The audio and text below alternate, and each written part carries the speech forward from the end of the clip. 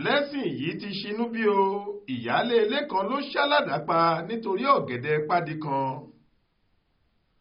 Ọ̀dọ̀ àwọn aláṣẹ iléeṣẹ́ ọlọ́pàá ìpínlẹ̀ Rivers ni ìyáálé ilé kan abilékọ Blessing Gode ẹni ọdún 22 tó ṣá olóògbé abilékọ Idema ládàá pa nítorí ọ̀gẹ̀dẹ̀ pádi kan wà.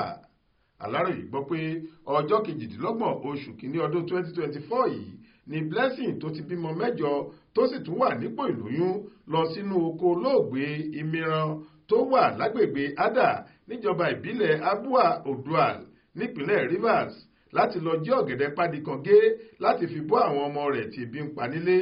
Ṣùgbọ́n olóògbé yìí rí i lásìkò tó ń gé ọ̀gẹ̀dẹ̀ ọ̀hún lọ́wọ́ tó sì pariwo lèlé lórí pé kó gbé ọ̀gẹ̀dẹ̀ ọ̀hún jù sílẹ̀.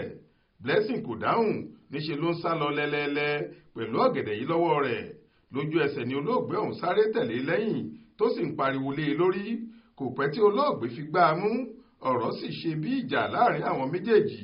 Olóògbé ló kọ́kọ́ jù ú lẹ́sẹ̀ẹ́, ṣùgbọ́n àdá olójú méjì kan báyìí tó wà lọ́wọ́ Blessing lòun lò ní tiẹ̀ tó sì fi ṣá obìnrin ọ̀hún yánnayànna ní gbogbo ara. Nígbà tí Blessing rí i pé olóògbé ti ṣubú lulẹ̀ gbalaja tí kò lè dìde nílẹ̀ mọ́ ṣùgbọ́n tó ń pariwo burúkú ló bá gbé ọ̀gẹ̀dẹ̀ ọwọ́ rẹ̀ tó jí sílẹ̀ tó sì mórí lé ọ̀nà ilé rẹ̀. Àwọn ẹbí olóògbé ọ̀hún ló sáré wá gbé e lọ sílé ìwòsàn ìjọba agbègbè náà fún ìtọ́jú tó péye tí wọ́n sì tún lọ fìṣẹ̀lẹ̀ ọ̀hún tó iléeṣẹ́ ọlọ́pàá létí. Lójú ẹsẹ̀ ni wọ́n ti lọ fọwọ́ òfin mú Blessing nílé ọkọ rẹ̀ ṣùgbọ́n wọ́n padà gba béèlì rẹ̀ pé kó máa lọ sílé láti lọ ṣètọ́jú ara tiẹ̀ náà nítorí pé òun pàápàá ṣèṣe gidi lásìkò tí òun pẹ̀lú olóògbé ń wọ̀yá àjà nínú oko ọ̀gẹ̀dẹ̀. Wọ́n ṣèlérí pé àwọn máa ṣèwádìí nípa ìṣẹ̀lẹ̀ ọ̀hún. Nígbà tó fi máa di ọjọ́ Ẹtì Friday ọjọ́ 2 oṣù kejì ọdún 2024 yìí ni wọ́n tún lọ fọwọ́ òfin mú Blessing nílé rẹ̀ lẹ́yìn tí obìnrin tó ṣáládàá kú sílé ìwòsàn tó ti ń gba ìtọ́jú.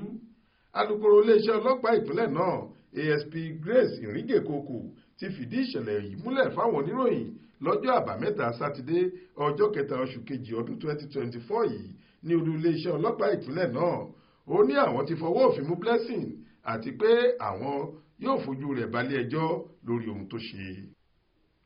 Adéwálé Adéoyè ló ṣàkójọ ìròyìn yìí fún iléeṣẹ́ tẹlifíṣàn Aláròyé online. Faith Adébọ́lá ló kà á sétí ìgbọ́ yín.